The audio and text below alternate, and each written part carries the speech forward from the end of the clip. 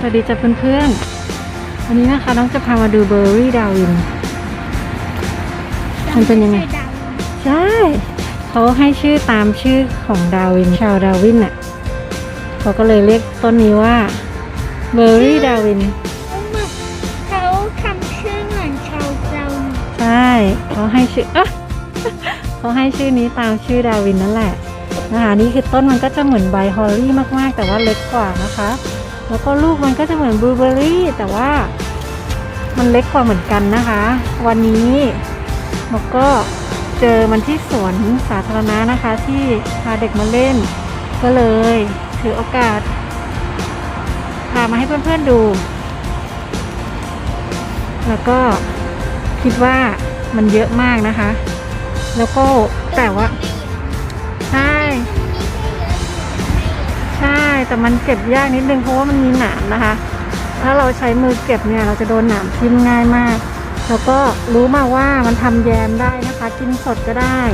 เพราะว่ามันไม่อันตรายนะ ต้องจับปลายลูกมันจะได้ไม่โดนทีนี้นกจะให้ดูว่านี่ลูกของมันแค่นี้เองแล้วถ้ามันแตกมานะเหมือนเลือดเลยเห็นไหมคะเป็นเม็ดเบอร์รี่นี่แหละที่มันแตกแล้วมันข้างในเป็นสีแดงนั่นเองนะคะแต่จริงๆอ่ะตัวใบเนี่ยมันก็มีหนามเยอะด้วยเห็นไหมคะใบมันเนี่ยไม่ได้มีแค่หนามที่ใบนะคะข้างโต๊ะใต้ใบก็มีหนามเห็นไหมคะเพราะฉะนั้นลูกมันก็ออกใต้ใบเนาะเดี๋ยวอย่างนี้เนี่ยลูกมันจะออกทางใต้ใช่ไหมคะพอเก็บเนี่ยถ้าเราไม่ดึงแบบถ้าเราขยับกิ่งมันนะคะมันก็จะมาทิ่มเราเลยแหละเราก็จะต้องใช้วิธีแบบทำมือเป็นตะกร้อแล้วก็ใช้วิชาตัวเบานิดนึงนะคะใช้มือสะกิดมันลงมาคาดว่านะคะคนที่เขาทำเป็นปลูกแล้วทำเป็นเอาไปทำเป็นแยมหรือว่าขายนี่น่าจะต้องมีวิธีเก็บที่แบบพิเศษนิดนึงนะคะใช้เครื่องมือเก็บแต่น้องไม่เคยเห็นแยมเบอร์รี่ดาวินนะคะแล้วก็ไม่เคยเห็นลูกเบอร์รี่ดาวินนี้ขายที่ไหนนะคะเพียงแต่ว่านกมาเจอรูปนี้ที่สวนแล้วนกก็ถ่ายรูปขึ้นเพจนะคะแล้วพี่แมวนะคะก็ได้สอบถามเข้ามาว่ามันคืออะไรนะคะมันก็เลยทำให้นกเนี่ย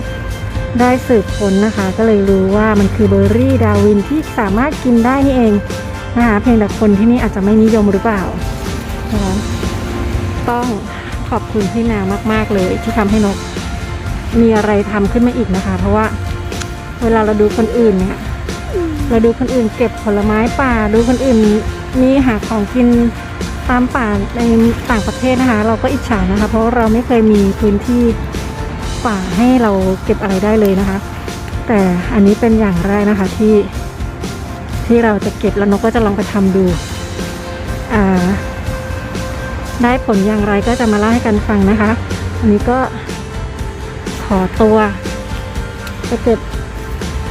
เบอร์รี่แบบที่ไม่ได้ตั้งใจก่อนนะคะพอดีว่ามาเจอเห็นมันเนี่ยดูสิก็เลยบอกว่าไม่ได้แล้วต้องเก็บไปลองดูแล้วค่ะ